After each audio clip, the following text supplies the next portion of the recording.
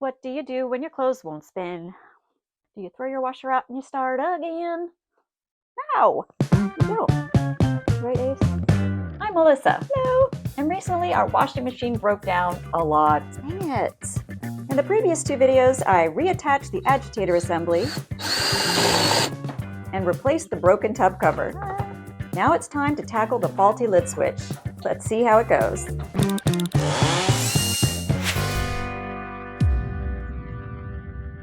For months, our washer wouldn't engage the spin cycle. And that meant that we would start the wash, come back out to check on it, thinking it was done, and our clothes had just been sitting in water for who knows how long. In a Fonzie-inspired moment, my husband bonked on the washing machine lid, and it started. That's when we learned that if we would push at a certain spot, right here, just after starting the washing cycle, it would complete the entire cycle without a problem. And that worked for a while until it didn't work.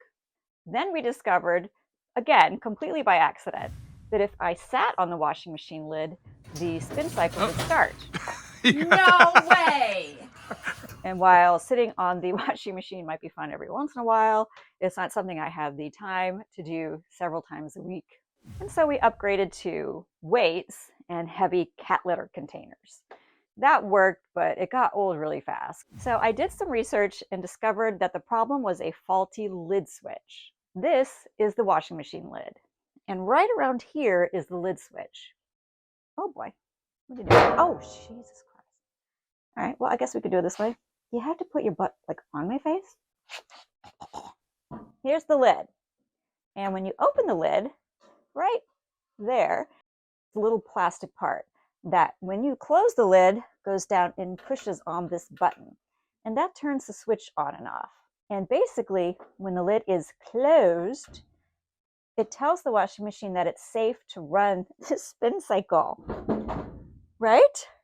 When the spin cycle is going, it's going really fast, and you really don't want the lid open while it's doing that. We have cats. Can you imagine if the lid was open and a cat like jumped in there? Definitely not something that you want. So it's important that we repair this lid switch. First, a quick recap about how to remove the washer housing. Unplug it, turn off the water, unscrew the control panel, and then tilt it back. Disconnect the lid switch, remove the clips, tilt, and remove the housing. Easy peasy. To see this process in more detail, check out my tub cover video. This baby right here. Open this up. Okay. So this is the lid switch part, and it attaches to the cabinet of the washing machine near the lid. It snakes along the underside and attaches to the brains of the washer through this little connector. Up at the top, there's a screw that holds this in, so I'm going to unscrew that.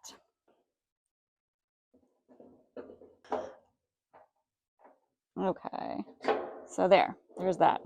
Do you see how this wire and this housing sits along here? And then it comes to this little thingy, which then goes up into here. That's the new part that I got. I got this whole thing is new. In the new part, there's this little grounding wire that needs to be attached to the washing machine. These little black clips, that's what's holding in this housing. There we go. Okay, so you see there, it just sort of sits right on this ledge here. Okay, so there you go. All right, this goes up in here and replaces that old part. I'm going to pull that out. That is going to go here. So I'm just going to pop this up in here like that. I'm going to feed this through here. It's just to keep everything in place that doesn't fall into the washing machine. And this just goes behind this clip here. This is going to go here, and those little screws are going to hold it in place.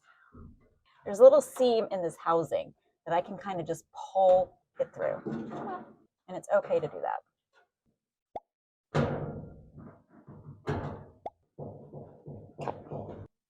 Okay, done with that. Now I'm going to put these new screws in.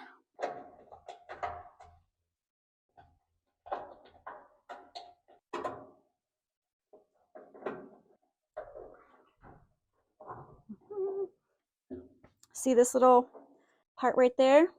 So when you close the lid, that little knob pushes down on this and it tells the brains of the washing machine that the lid is closed and that it's safe to spin.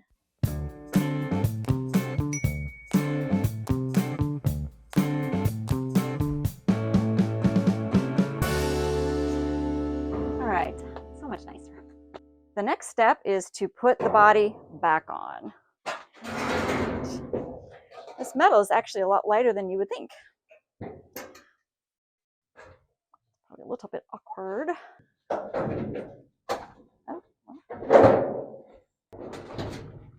Okay, that seems solid. This was attached to here. So we need to pull this in a little bit. I don't think it matters if it's, and I think that's how it went. Oh, that was there. Just snap that in there, right there. And then the clips. Okay, that's what we did next. These babies. Same over here. I'm pulling it forward. Okay, so right here, there's a little lip here that needs to go inside this. So that's what I'm trying to make happen. There we go. So now it's all solidly in there. Tilt this baby back down. Okay.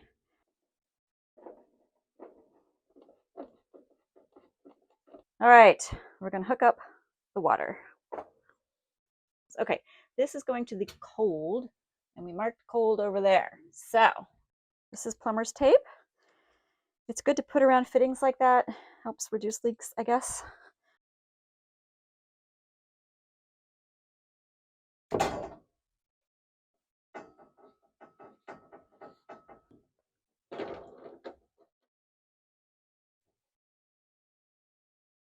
I hear it.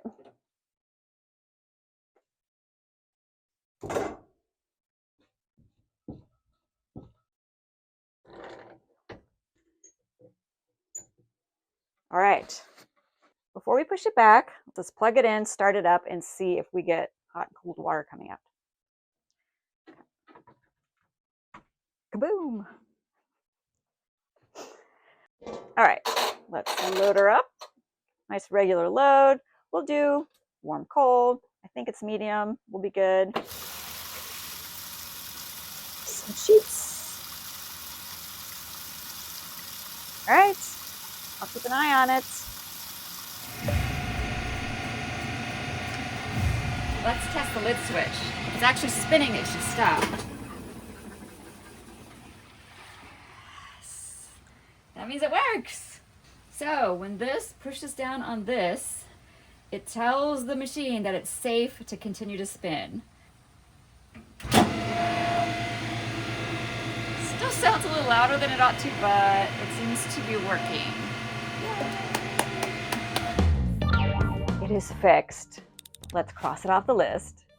I'm happy to report that we've washed many, many loads since then, and this lid switch has been working great without a problem. Honestly, the trickiest part of this entire fix was removing the outer housing of the washing machine, which wasn't that difficult. It's just kind of time consuming and a little awkward. However, we discovered that the hot water was not coming in properly, so I tackled that problem in the next video. Until then, what?